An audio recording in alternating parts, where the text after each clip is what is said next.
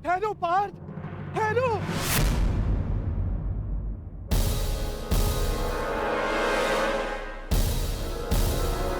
तुम मुझे छोड़कर कहीं नहीं जाओगे, नहीं जाने दूंगा मैं तुम्हें।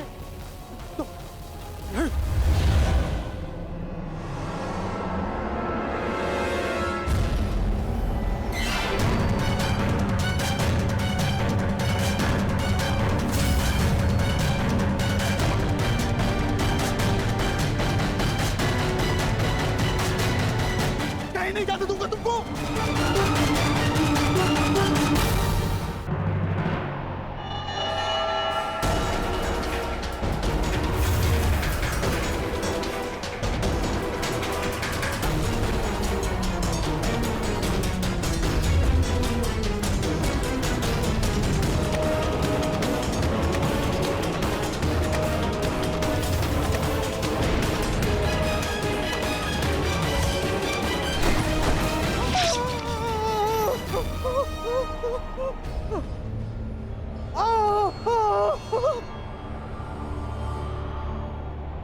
मैं तुम्हें अंतिम चेतावनी देता हूँ, इस माया जाल को समाप्त करो और मुझे जाने दो यहाँ से, अन्यथा मेरा अगला प्रहार तुम्हारे प्राण ले लेगा।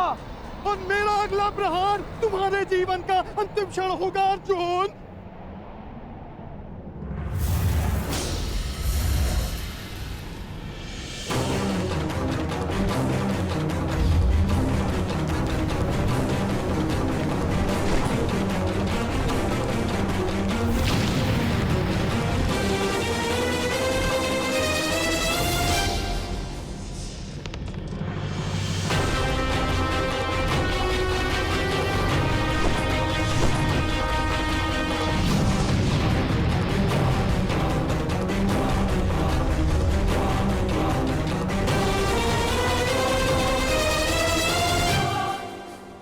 ठीक है, तुम मुझे अपना आराध्य नहीं मानते ना, सही।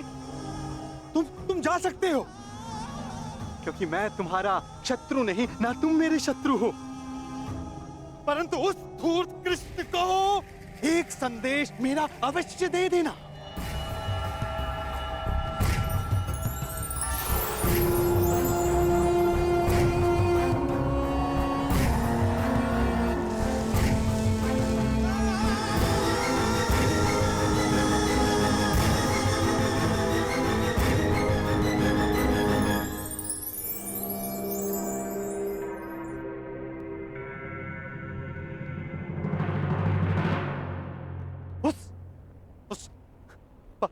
पाखंडी कृष्णा को ये उपहार दे देना, समझ जाएगा। कहना उसको कि उसके पास मेरी एक वस्तु है जो मुझे चाहिए। तुम जा रहे हो, जाओ जाओ, परंतु तुम मेरे पास अवश्य आओगे। आना ही होगा, तुमको आना ही होगा।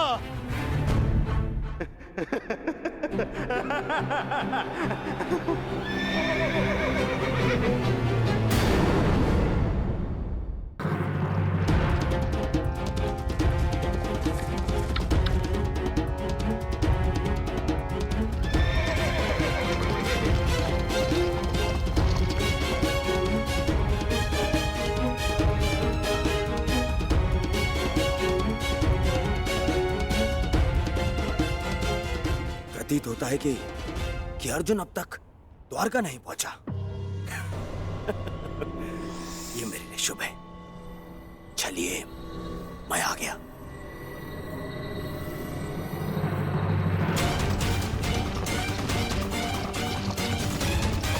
और शीघ्रता करो सारथी।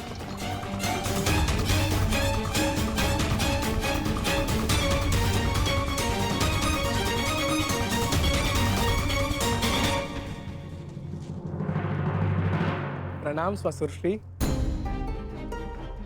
सुखी रहो। द्वारका में स्वागत है आपका।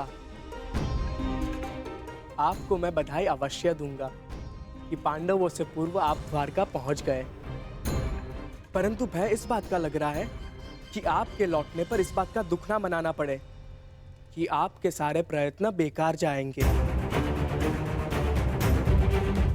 मैं जानता हूं मेरे पिता जो करने वाले हैं, परंतु आश्चर्य इस बात का है कि पिछले अनुभव को देखते हुए भी आप उनसे समर्थन मांगने के यहाँ कैसे आ गए? तुम भूल रहे हो साम, तुम्हारे पिता ने समस्त विराटनगर के समक्ष ये वचन दिया था कि जो भी उनके पास पहले पहुंचेगा उनका समर्थन उसी को मिलेगा।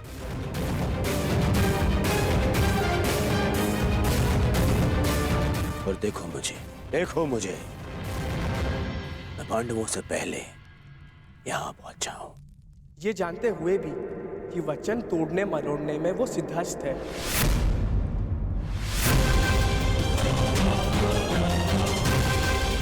उस सब बात में पहले मुझे केवल इतना बताओ कि तुम्हारे पिता इस समय कहां पे हैं? मुझे उनसे अभी मिलना है। इस समय वो विश्राम कर रहे हैं। मुझे विश्वास है इसमें भी उनकी कोई चाल है। कहां है तुम्हारे पिता का विश्राम कक्ष?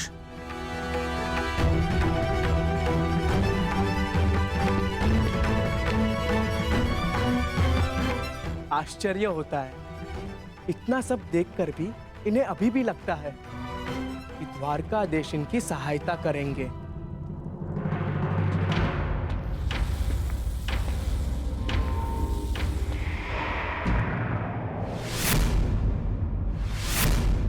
दुर्योधन का रथ! हे ईश्वर, कहीं माधव ने उसे समर्थन का वचन तो नहीं दे दिया?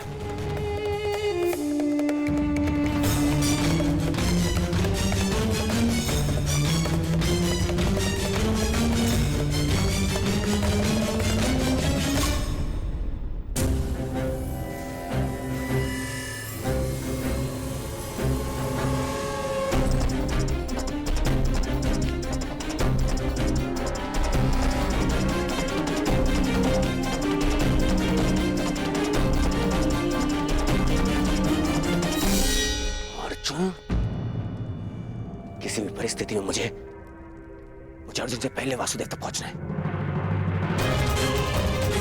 वासुदेव कहाँ है? वो अपने कक्ष में विश्राम कर रहे हैं।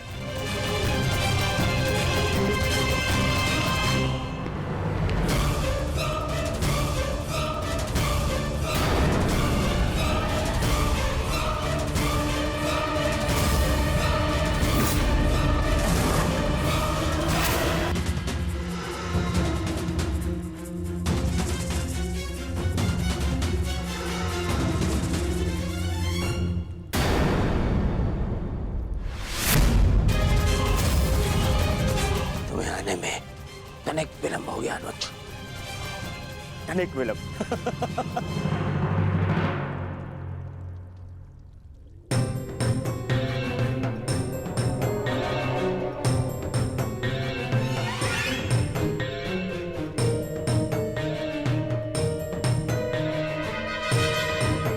ये चलिए तो सो रहा है, प्रतीक्षा करनी होगी।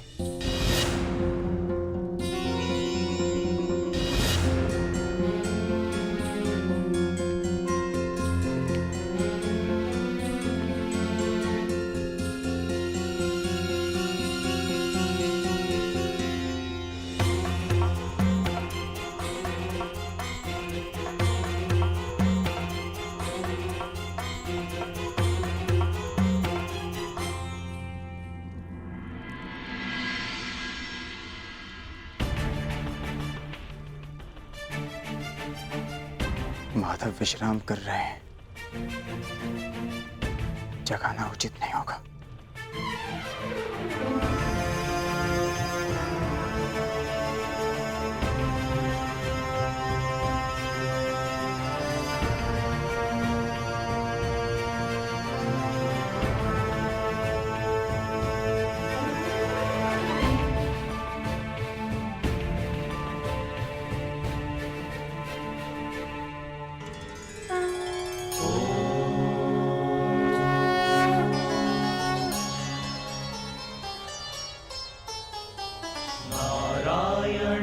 नमस्कृत्य नरं चैव नरोत्तमम्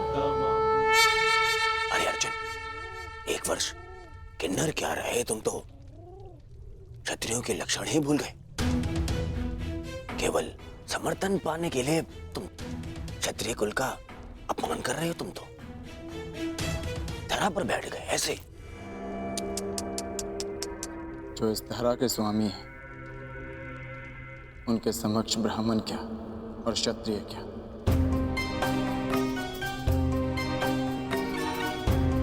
ना मैं इस समय क्षत्रिय हूं और ना ही मेरे मन में समर्थन का लोभ।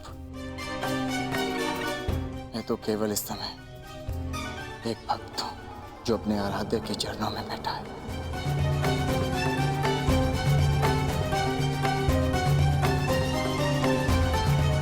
बैठो बैठो।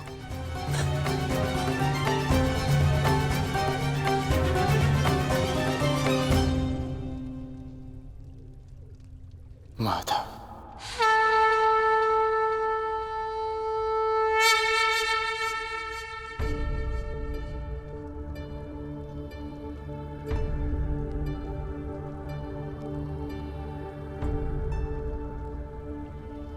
कब आए पार्थ?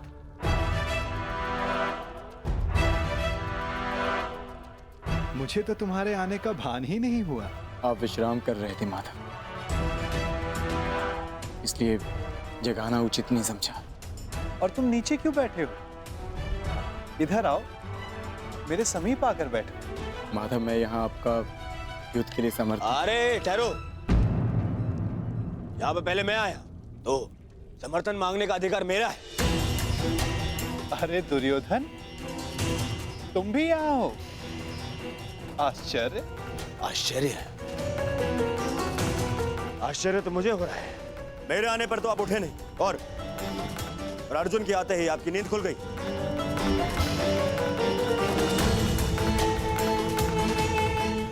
वासुदेव, मैं यहाँ अर्जुन से पूर्व उपस्थित हुआ हूं, इसलिए समर्थन मांगने का अधिकार पहले मुझे मिलना चाहिए।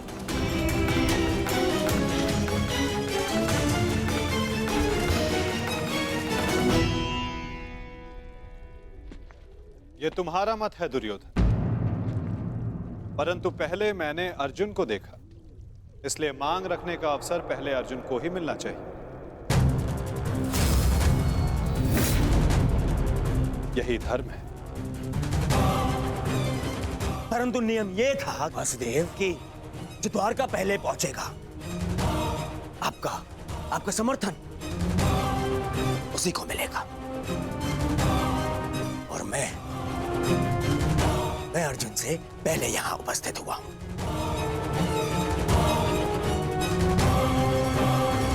कदाचित तुमने नियम ठीक से नहीं सुना था दुर्योधन। नियम यह था कि द्वारका पहुंचकर मेरे समक्ष आकर प्रथम जो समर्थन की मांग करेगा, मैं उसका साथ दूंगा। अब आप कुतर्क का सहारा ले रहे हैं वासुदेव।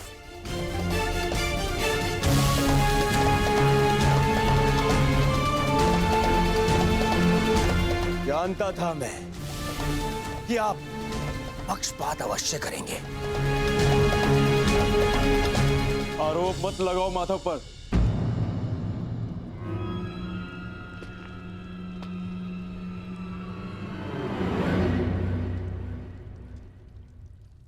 दुर्योधन सत्य कह रहा है माधव। मुझसे पूर्व ये यहाँ उपस्थित था, परंतु आपके पीछे बैठने के कारण आप इसे देख नहीं पाए। इसलिए समर्थन का पहला अवसर दुर्योधन को ही मिलना चाहिए।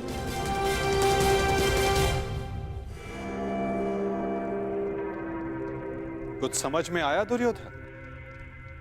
कुछ मांगने के लिए अहंकार नहीं, विनम्रता होनी चाहिए।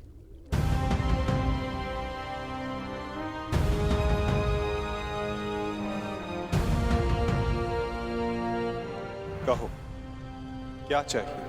मैं चाहता हूं कि आने वाले महायुद्ध में द्वारका हम कौरवों का समर्थन करें विनम्रता से।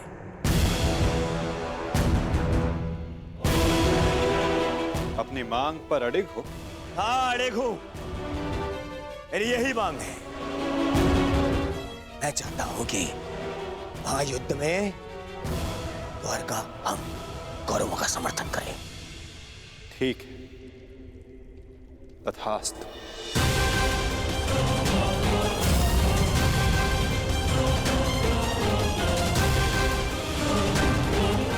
परंतु तुम्हारे इस वचन ने मुझे बहुत बड़ी उलझन में डाल दिया है दुर्योधन। अब मुझे हस्तिनापुर के साथ साथ इंद्रप्रस्थ की भी सहायता करनी होगी। असंभव! ये असंभव है। ये पक्षपात है। परंतु तुमने यही तो मांगा है गांधारी नंदन। मैंने वचन बोलने से पूर्व अपने मन की तुला पर उन वचनों को तौल लेना चाहिए दुर्योधन।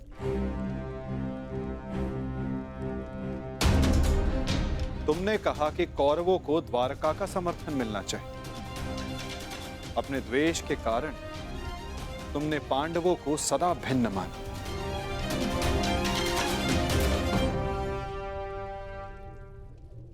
परंतु नीति अनुसार हर कुरु संतान कौरव है और पांडव उसी कुरु वंश के हैं जिसके लिए तुमने सहायता की मांग रखी है।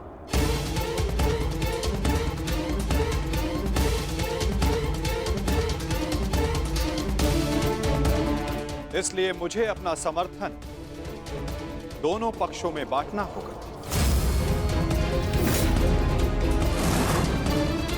इसलिए मुझे अपना समर्थन दोनों पक्षों में बांटना होगा।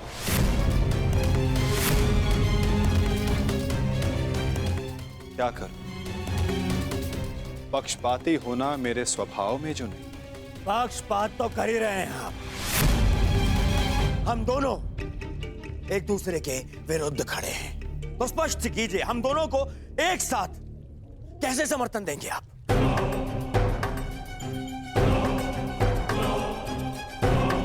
या ये भी आपका कोई छल है?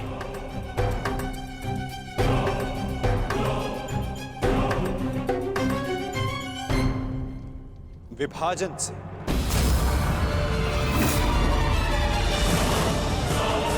पहली बार युद्ध को टालने के लिए मैंने विभाजन का सहारा लिया था और इस बार युद्ध में सम्मिलित होने के लिए विभाजन करूंगा। मैं द्वारिका की शक्ति को 2 भागों में विभाजित करूंगा।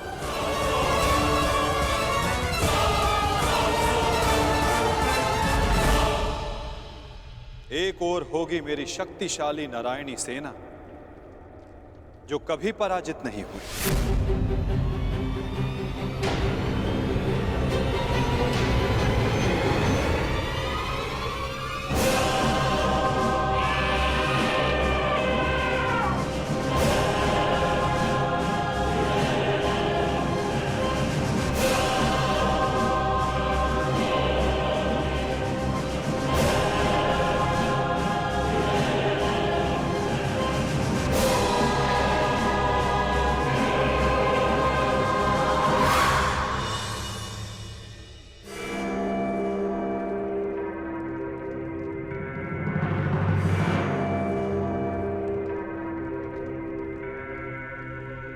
और दूसरी ओर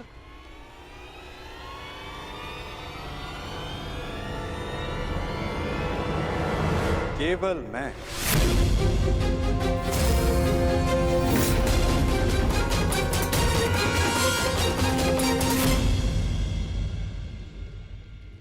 अकेला और निहत्था। मैं वचन देता हूं, किसी भी परिस्थिति में मैं इस युद्ध में अस्त्र नहीं उठाऊंगा।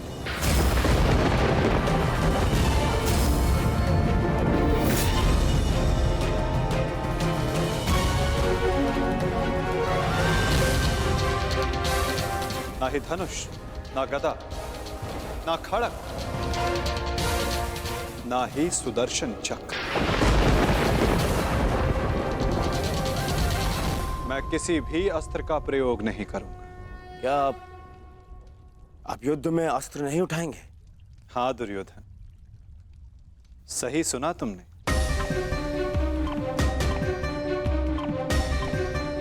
मैंने निर्णय ले लिया है कि मुझे क्या चाहिए।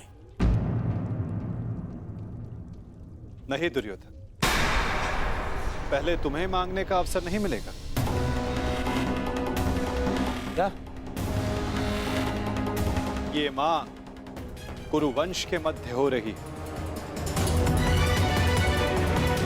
और अर्जुन तुम्हारा अनुज है।